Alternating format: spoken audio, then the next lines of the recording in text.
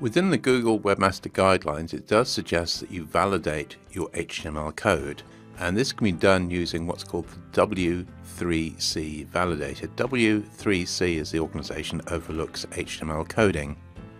So you can go to their website and test things one by one, or failing that, if you have a WordPress website, then within WordPress, if I click on Plugins, Add New, and then search for W3C validation, you'll probably find a number of different plugins. I mean, here's one, it's just simply called Validated.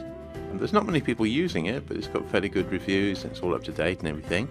So I go and install this one and activate it. The way this works is, if I now display my pages, you can see I've now got a validation column here. So let's say I want to check this particular page. I just click on where it says check, and it says, oh, 9 errors, not so good, that one. Let's go and have a look. So these are things it's not too thrilled about. I don't think I've ever looked at a web page that doesn't have at least one error, so don't get too upset by these, but it's just another technical thing that Google does recommend, that you do validate your pages.